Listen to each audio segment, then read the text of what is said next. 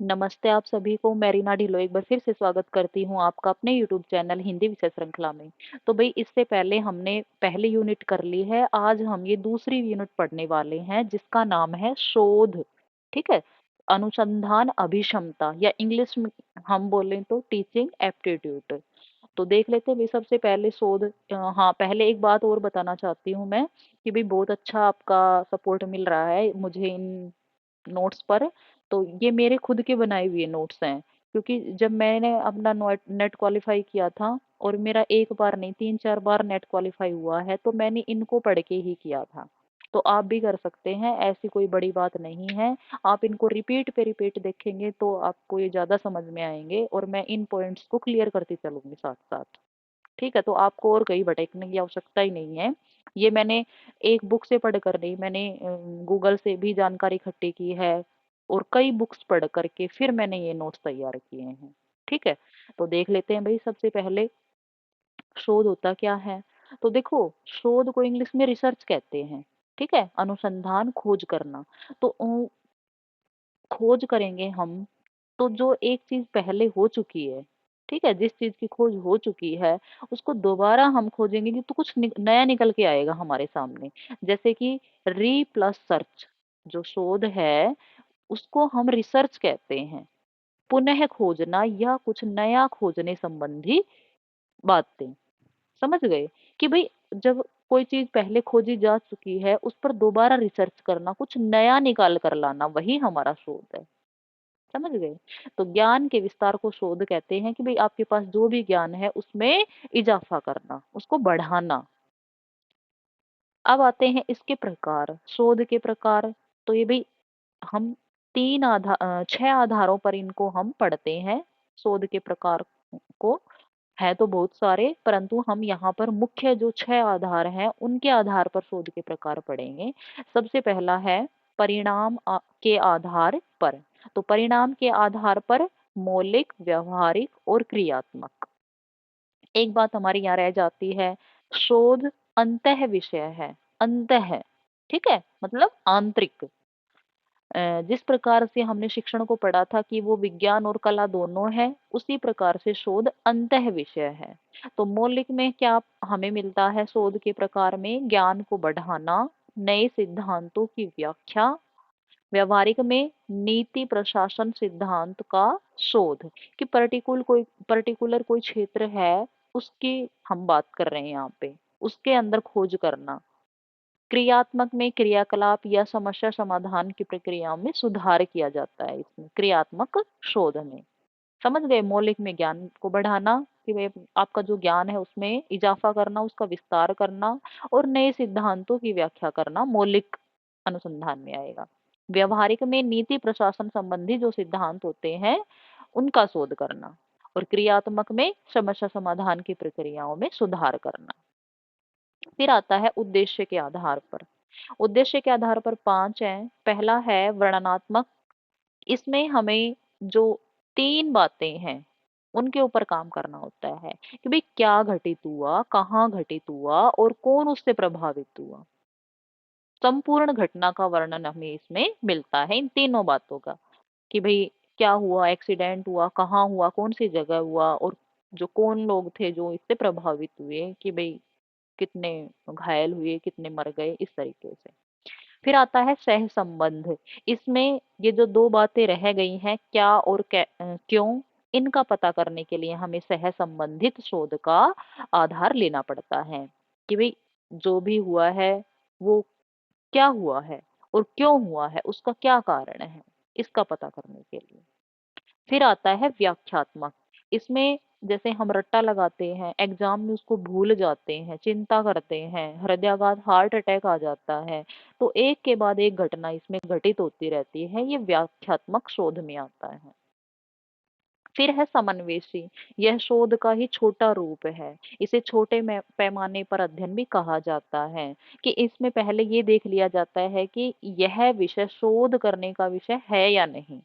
ठीक है, जो एक कुछ लोगों पर ही ये शोध कर लिया जाता है, ताकि आगे जो कंप्लीट जो शोध हम करने वाले हैं बड़े स्तर पे, वो हमारा कारगर सिद्ध होगा या नहीं। फिर आता है प्रायोगिक। इसमें विश्लेषण और प्रैक्टिकल, ठीक है। विश्लेषण मतलब चीजों को तोड़ तोड़ करके और फिर उनका उन पर शोध करना। और प्रैक्टिकल मतलब तथ्य प्रस्तुत करना। जैसे कि हम बात करें कि भाई बेरोजगारी का कारण गरीबी है और गरीबी का कारण बेरोजगारी है। अब देखो सह संबंध है इनमें, अगर आपसे सह संबंध की बात करें तो आप ये ना करके प्रायोगिक करेंगे, ठीक है। दोनों तत्वों के आपस में सह संबंध है तो यहाँ पर प्रायोगिक होगा, ना कि सह संबंधित शोध होगा। ये आप दिमाग में बिठा लेना। फिर आता है तर्क के आधार पर आगमन और निगमन। आगमन में क्या होता है, विशेष से सामान्य की ओर जाते हैं, अर्थात पहले उदाहरण दिए जाएंगे, बाद में उसके नियम बताए जाएंगे, तथ्य सिद्धांत बताए जाएंगे। निगमन में सामान्य से विशेष, पहले उसके नियम बताए जाएंगे। जैसे हम कोई परिभाषा पढ़ते हैं और उसके बाद में उदाहरण पढ़ते हैं तो वो निगमन शोध होता है, ठीक है। तो ये तर्क के आधार पर शोध के दो प्रकार हो गए हैं। अब आता है प्रक्रिया के आधार पर, मात्रात्मक जिसको हम निगमन भी बोल सकते हैं, गुणात्मक जिसको हम आगमन भी बोल सकते हैं। इसमें क्वांटिटी और क्वालिटी, क्वांटिटी मतलब आंकड़ों पर आधारित होती है, संख्या। क्वालिटी कि भाई ये जो इसकी मात्रा, वो जो गुणात्मक, कितनी इसकी क्वालिटी अच्छी है। मानव व्यवहार को नियंत्रित करने में इसका प्रयोग करते हैं। और मिश्रित में मात्रात्मक और गुणात्मक दोनों होते हैं। फिर आता है जांच के आधार पर संरचित और असंरचित।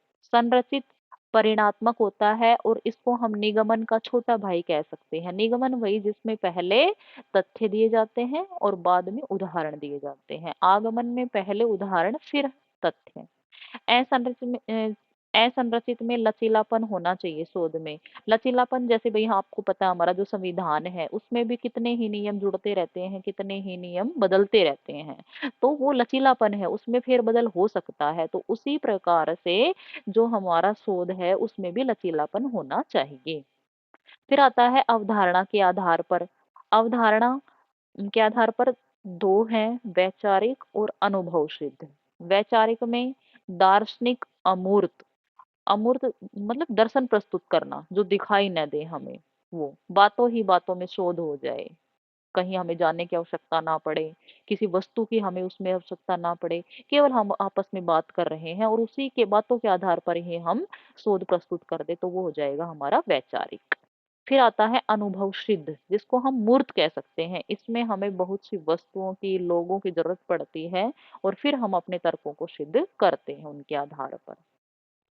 एक पॉइंट ये भी है कि परिकल्पना शोध का दूसरा चरण है जिसको आप हाइपोथेसिस कहते हैं इंग्लिश वाले। इसके बाद शोध की पद्धतियां, देखो मैंने कुछ भी नहीं छोड़ा है, बड़ी बारीकी से सारी चीजें ली हैं। शोध के चरण है, स्वरूप शैलियां हैं, तो सारी मैं क्लियर करती चलूंगी और बहुत कम समय में ही करवा दूंगी, आज ये कंप्लीट करवा दूंगी इसी वीडियो में। तो देखते हैं भी शोध पद्धतियां। पहली है ऐतिहासिक। तो ऐतिहासिक आपको पता है जो हमारे भूतकाल से संबंधित है उनके बारे में। तो भूत का तो विश्लेषण करेंगे और भविष्य को हम समझेंगे उनके माध्यम से, और वर्तमान में जो समस्याएं हैं उनको उनका निराकरण, उनका समाधान करने के लिए इनका प्रयोग करेंगे। तो इसमें हमारी जो पुस्तकें हो जाती हैं वो ऐतिहासिक में। दूसरा आता है विवरणात्मक शोध। वर्तमान से संबंधित होता है और सार अंत में लिखा जाता है। और जब हम कोई भी शोध कर लेते हैं तो लास्ट में एक मोरल हमें लिखनी होती है, शिक्षा देनी होती है कि भाई हमें इस शोध से ये शिक्षा प्राप्त हुई है, तो वो विवरणात्मक में अंत में लिखेंगे मोरल। फिर आता है प्रयोगात्मक शोध। वैज्ञानिक रूप में दो तत्वों के संबंध को दर्शाया जाता है प्रायोगिक शोध में। और जैसे हम लैब में जाते हैं तो कुछ भी एक्सपेरिमेंट करते हैं हम लोग को आपस में मिलाकर, तो वो जो एक्सपेरिमेंट हम देखते हैं वो प्रायोगिक शोध होता है। फिर आता है गुणात्मक या मात्रात्मक शोध कि क्या, कहाँ, कब की खोज नहीं करता, क्यों और कैसे खोजने का प्रयास इसमें किया जाता है। ठीक है, तो ये तीनों चीजें इसमें नहीं खोजी जाती, इसमें सिर्फ क्यों और कैसे, इस पर ध्यान दिया जाता है। फिर आता है शोध के चरण। अनुसंधान समस्या का सूत्रीकरण। सबसे पहले हमें क्या करना होता है, एक समस्या लेनी होती है जिस पर हम काम करने वाले हैं। तो सबसे पहले हमने कोई समस्या ले ली, मान लीजिए कि भाई हरियाणा में लिंग अनुपात कम है, तो वो क्यों कम है, हमारी ये समस्या है। उसके हमें कारणों को जानना है और लास्ट में अपने जो व्यूज है वो भी देने हैं। दूसरा फिर क्या करेंगे, अनुसंधान अभिकल्प तैयार करना, डिजाइन बनाना। ठीक है, जैसे आप घर का नक्शा बनवाते हैं सबसे पहले, तो वो क्या होता है, उसका डिजाइन ही तो होता है, बाद में तो घर बनता है। पहले एक डिजाइन तैयार कर लिया जाता है कि यहाँ हमारे कमरे होंगे, यहाँ हमारा किचन होगा, यहाँ लाइट बाथ होंगे। तो वो डिजाइन दूसरे नंबर पर। तीसरे नंबर पर प्रदत्त संग्रह उपकरण विकसित करना, अर्थात डाटा कलेक्शन। यहाँ इंग्लिश वाले बच्चे हैं उनके लिए भी बहुत अच्छी बात है, वो भी साथ साथ अपना समझ सकते हैं। तो डाटा कलेक्शन किया जाएगा। फिर न्यायदर्श या प्रतिदर्श चयन, जैसे कि सैंपल लिए जाते हैं। अगर आपको पृथ्वी के बारे में कुछ बताना है तो हम भूगोल को लेते हैं, मानचित्र को लेते हैं, तो इसी प्रकार से न्यायदर्श एक पहले प्रतिरूप प्रदर्शित किया जाएगा। अनुसंधान प्रस्ताव लेखन, ये रिसर्च प्रपोजल से संबंधित है, वो लिखना पड़ता है सभी को, जब भी कोई भी शोध कर रहा हो तो उसमें लिखना जरूरी है। प्रदत्तों का एकत्रीकरण, कि जितने भी हमने डाटा कलेक्शन किए हैं उनको अपने शोध में स्थान देना। फिर प्रदत्तों का प्रसंस्करण और विश्लेषण, कि भाई इन जो ये डाटा हमारे पास हैं इनमें से क्या काम का है और क्या नहीं है, ये एनालिसिस किया जाता है। जो काम के वो रखे जाते हैं, नहीं काम के उनको छोड़ दिए जाते हैं। अनुसंधान रिपोर्ट लेखन, और ये लास्ट में होता है, लास्ट में होता है। और हमने क्या पाया, जो ये समस्या हमने ली थी, इसके अंतर्गत जो हम कारण जानने का प्रयास कर रहे थे, भी ऐसा क्या कारण है हरियाणा में लिंग अनुपात कम है। तो फाइनली हमें इसमें पता चल जाता है, और वो रिपोर्ट हमें इससे संबंधित लिखनी होती है, और लास्ट में हम अपना सुझाव भी दे सकते हैं कि हमारी समस्या सिद्ध हो गई है और हमारा पॉइंट ऑफ व्यू ये है। तो लास्ट में सुझाव। फिर आता है अनुसंधान रिपोर्ट लेखन। देखो ये अनुसंधान रिपोर्ट लेखन हमें कैसे लिखनी है इसका भी हमें पता चलता है, देखते हैं। प्रारंभिक सामग्री, रिपोर्ट का शीर्षक। सबसे पहले क्या, कोई भी हमने जो रिपोर्ट ली है उसका हम एक नाम डालेंगे, जैसे सभी व्यक्तियों का एक नाम है तो वो क्या है, शीर्षक है। उसी प्रकार से रिपोर्ट का शीर्षक लिखेंगे, टाइटल ऑफ रिपोर्ट। उसके बाद में विषय सूची, टेबल ऑफ कंटेंट्स। तो जो विषय सूची में कि भाई इतने पेज पर ये है, इतने पेज पर ये है, वो एक विषय सूची हमें सभी पुस्तकों में देखने को मिलती है। फिर हमें सार या सारांश, कि इस पुस्तक का ये सार है, सिनोप्सिस जिसको हम कह सकते हैं। फिर आता है प्रधान भाग, जैसे कि भैया तो सर हो गया, ये धड़ हो गया, ये टांगे हो गई। तो अब प्रधान भाग की बात करते हैं। परिचय, सबसे पहले परिचय आएगा। फिर साहित्य समीक्षा, साहित्य समीक्षा की भाई साहित्य में इसका कितना योगदान है, उसके गुण दोषों पर विचार किया जाएगा। क्रिया विधि, कि हमने इसको किस मेथड से किया है, वो लिखेंगे। परिणाम, इसका रिजल्ट कैसा रहा। विचार विमर्श, कि हम जो लोगों से हमने बातें की हैं तो वो कैसे रही है, हमारे साथ उनका जो बर्ताव है वो। निष्कर्ष में हमने क्या पाया है वो लिखा जाएगा। अनुशंसाएं में हम खुद के पॉइंट ऑफ व्यू रखेंगे, अपने सुझाव देंगे, राय देंगे। फिर है पूरक सामग्री, संदर्भ या ग्रंथ सूची। और फिर परिशिष्ट, संदर्भ या ग्रंथ सूची की हमने जो डाटा कलेक्शन किए वो कहाँ कहाँ से किए, भी कोई अखबार से किए हैं, कोई पुस्तक से किए हैं, तो उसका नाम यहाँ लिख देंगे पूरक सामग्री में। और परिशिष्ट, ठीक है। अब आती है स्वरूप शैलियां। तो ये दो हैं, एक तो है एपीए जिसको आप पढ़ सकते हैं, अमेरिकन साइकोलॉजिक एसोसिएशन। और एमएलए को आप पढ़ सकते हैं, मॉडर्न लैंग्वेज एसोसिएशन। ठीक है, तो ये दो होती हैं, और ये इनको आगे मैं डिटेल से बताऊंगी कि ये क्या होती हैं। एमएलए में लेखक का नाम सबसे पहले आएगा। ठीक है, कोई भी बुक है, आप अच्छी बुक देखना, उसके आगे आपको ये दोनों मिलेंगी, या तो ये मिलेगी या तो ये मिलेगी। उसमें क्या होता है, लेखक का नाम पहले लिखे जाएगा, फिर डॉट मिलेगा, फिर शीर्षक, उस पुस्तक का नाम, उसके बाद प्रकाशन का स्थान, कहाँ से वो प्रकाशित हुई है, प्रकाशक, फिर आपको कोमा मिलेगा, फिर वर्ष कौन से ईयर में, फिर यूनिवर्सिटी प्रेस का संक्षेप में। मतलब यहाँ पर हम संक्षेप में नाम लिख सकते हैं, जैसे यूनिवर्सिटी प्रेस है तो यूपी लिख देंगे, ये उत्तर प्रदेश नहीं है, दिया जा सकता है। ठीक है, यूनिवर्सिटी प्रेस, यूनिवर्सिटी से हुई है या किसी प्रेस से हुई है, उसका हम छोटे में नाम लिख सकते हैं। एपीए इसके थोड़े से अंतर में है, कैसे, लेखक का नाम आएगा, फिर कोष्ठक में प्रकाशन वर्ष, यहाँ कोई कोष्ठक नहीं लगाना, यहाँ कोष्ठक में प्रकाशन वर्ष, कि भाई ये जो बुक है ये 2004 में हुई है, 2005 में हुई है, वो ब्रैकेट में। फिर शीर्षक, उसका नाम आ जाएगा, फिर प्रकाशन का स्थान, कहाँ से प्रकाशित हुई है, और प्रकाशक जो विद्यालय प्रेस का पूरा नाम लिखेंगे यहाँ पर। और लिखावट रहेगी हमारी लटकदार, जैसे मैंने ये लटकदार लिखावट लिख रखी है इस प्रकार से। ठीक है, तो ये दोनों में अंतर है। इनको आप दोबारा पढ़ेंगे समझ में आ जाएंगे, कोई बड़ी बात नहीं है। अगला देखते हैं शोध निबंध एवं शोध प्रबंध। अब हमारे यहाँ कैसे है और अमेरिका में कैसे है उसका भी देख लेते हैं। तो भारत और यूरोप में शोध निबंध को हम स्नातकोत्तर या पीजी कहते हैं, जो आपकी मास्टर डिग्री होती है। कोई एमएससी करता है, कोई एलएलएम करता है, कोई एमए करता है, तो वो उसको हम शोध निबंध कहते हैं। जबकि पीएचडी को हम क्या कहते हैं, शोध प्रबंध। अमेरिका में इसका उल्टा है, शोध निबंध को क्या कहते हैं, पीएचडी, और शोध प्रबंध को स्नातकोत्तर। ठीक है, तो ये अलग बात हो गई। फिर है शोध नैतिकता, आंकड़ों का संग्रहण व व्याख्या। नैतिकता भी जब हमारी हम शोध करते हैं तो हमारी नैतिक जिम्मेदारी भी बनती है, क्योंकि आप चाहे कितनी शिक्षा ग्रहण कर लो, यदि आप में नैतिकता नहीं है तो आप मनुष्य कहलाने के लायक नहीं है। ठीक है, तो शोध नैतिकता में क्या हमें देखने को मिलता है, आंकड़ों का संग्रहण व व्याख्या, कि जो हमने आंकड़े इकट्ठे किए हैं उनकी व्याख्या करना। ये नहीं कि किसी का चुरा लिया है, ठीक है, तो चोरी नहीं करनी है। जो भी हमने जहां से भी कुछ डाटा कलेक्शन किए हैं उनको लिखना है, उसकी उसको बताना है। दूसरा, परियोजना की रिपोर्टिंग व समीक्षा। तीसरा, अन्य शोधकर्ताओं के साथ आपसी संबंध व समन्वय, कि आपके साथ जो और बच्चे भी शोध कर रहे होते हैं और लोग होते हैं उनके साथ आपके संबंध अच्छे होने चाहिए और समन्वय पर आधारित होने चाहिए, ये ना कि आप लड़ाई झगड़ा करें। फिर है शोध कार्य प्रभावित हो सकता है, कारकों के बीच संबंध यदि अच्छे ना हो तो आपका जो शोध कार्य प्रभावित होगा। गैर आचरण गलत फहमी को हल करने के तरीके आपको आने चाहिए। ठीक है, कोई गलत फहमी हो गई है तो उसको हल करने के तरीके आपको आने चाहिए। यदि कोई गलती हो गई तो आपको सॉरी बोलना आना चाहिए। फिर है उचित व्यवहार को प्रोत्साहित, यदि कोई अच्छा व्यवहार कर रहा है तो आप उसको उत्साहित करें, शाबाशी कहें, थैंक्स कहें, तो इस तरीके से सकारात्मक सोच रखें। फिर आता है शोध में आईसीटी का महत्व, क्योंकि कंप्यूटर के बिना तो जो शोध आजकल असंभव बात हो गई है। तो जटिल गणना को यह मिनटों में कर देता है, सेकंडों में कर देता है। डेटा विश्लेषण इससे बहुत अच्छे से किया जा सकता है और मॉडलिंग भी कंप्यूटर कर देता है। तो ये कंप्यूटर की बात हो गई, क्या क्या करता है, जटिल गणना, डेटा विश्लेषण और मॉडलिंग।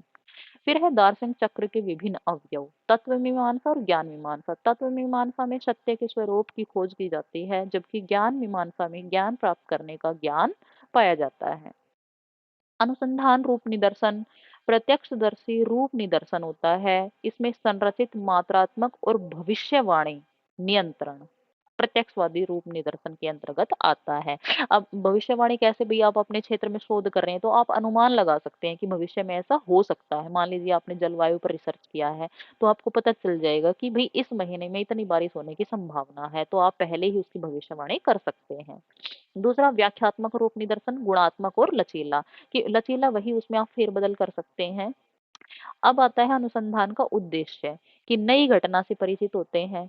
ठीक है, क्योंकि हम कुछ रिसर्च करते हैं तो हमें कुछ नया मिलता है। उसके बाद संश्लेषण व समीक्षा, ठीक है, समीक्षा आलोचना, समस्या समाधान हम कर देते हैं। विश्लेषण व अन्वेषण, अन्वेषण का अर्थ भी खोज होता है। नई प्रणाली का सृजन, हम एक नई प्रणाली बना सकते हैं, उसका निर्माण कर सकते हैं। और लास्ट में आता है अनुसंधान की विशेषताएं। तो सबसे पहली जो इसकी विशेषता है वो है वस्तुनिष्ठता, पूर्वाग्रह से मुक्त। पूर्वाग्रह मतलब मान लीजिए कोई व्यक्ति है और उसका किसी गांव के लड़के के साथ झगड़ा हो रखा है पहले ही, और यदि उसे गांव में जाना पड़ता है शोध के लिए, तो उसकी जो धारणा है वो पहले से खराब बनी हुई है कि भाई गांव के लोग हैं वो झगड़ालू हैं, ये उसकी धारणा पहले से बनी हुई है, तो वो क्या हो गया, पूर्वाग्रह है। परंतु उसको इससे मुक्त होकर के फिर गांव में जाना चाहिए कि गांव के लोग अच्छे भी होते हैं। हो सकता है आप उससे साथ नहीं बने तो जरूरी थोड़ी ना है कि सभी लोग बेकार होते हैं। आप वहां जाएं, उनके लोगों से मिलें और फिर बताएं कि क्या कुछ है। तो पूर्वाग्रह से मुक्त होना चाहिए। फिर विश्वसनीयता, स्थिर परिणाम।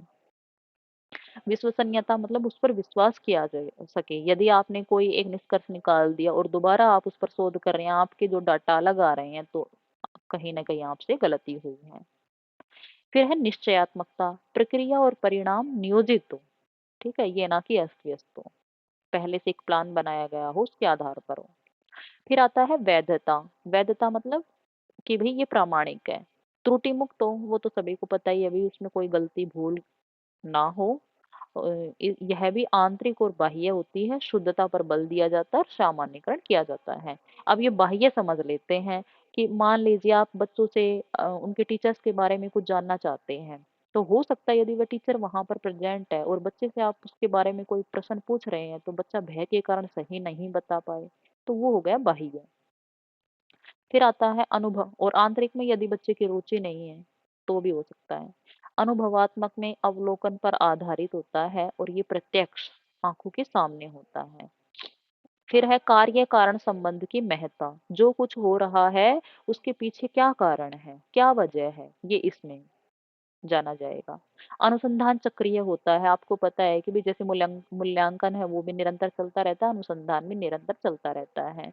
तो ये चक्रीय प्रक्रिया है, एक समस्या खत्म नहीं हुई कि दूसरी शुरू हो जाती है। तो ये नहीं कि आपने एक चीज का वो सोल्यूशन कर लिया तो आप वहीं रुक गए, दोबारा उस पर आप रिसर्च करते हैं, फिर दोबारा कर सकते हैं, उसी का नाम तो अनुसंधान है।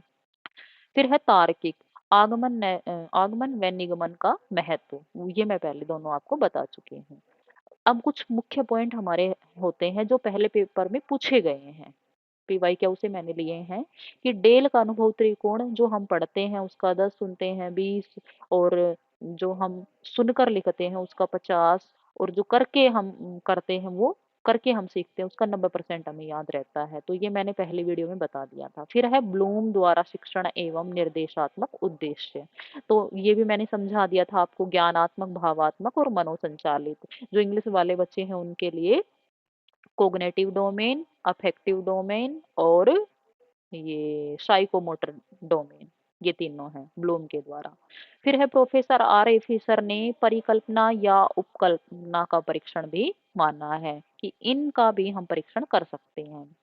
मेहराबिया के अनुसार शब्द जो हम बात बोलते हैं उन शब्दों का, जो बात बोलते तो जिन शब्दों का प्रयोग करते हैं उन शब्दों का केवल 7% ही हिस्सा काम में लाया जाता है, लहजे का 38% और शरीर की भाषा का 55%।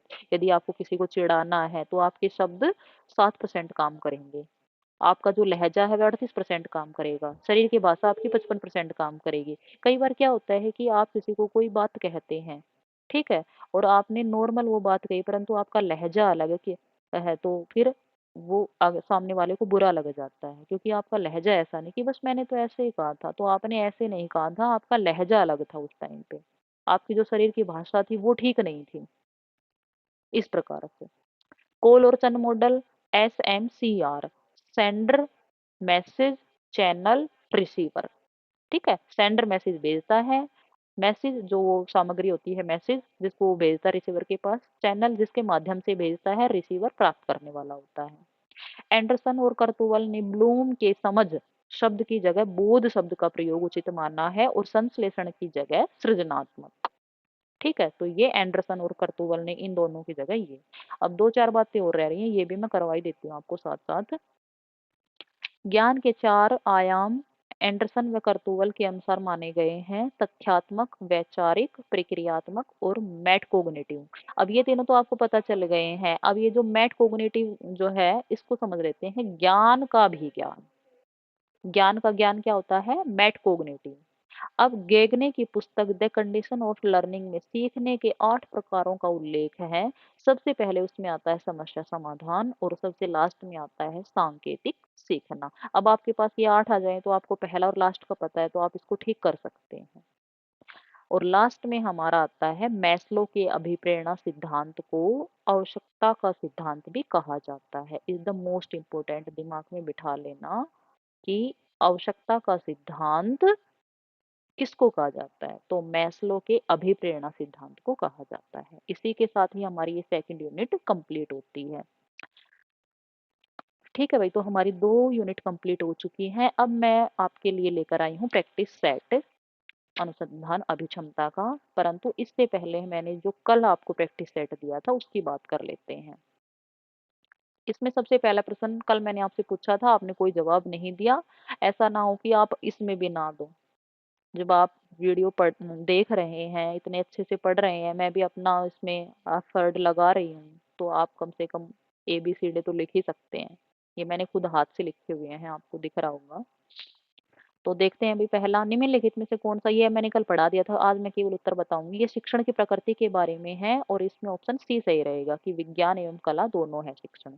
दूसरा, स्मृति स्तर के हर्बर्ट हैं प्रवर्तक। और ग्रहण शक्ति या अवबोध स्तर के मोरिसन हैं, विचारशील या चिंतन स्तर के हंट हैं। ठीक है, तो ऑप्शन ए ठीक हो जाएगा इसमें, जी ऑप्शन ए ठीक हो जाएगा।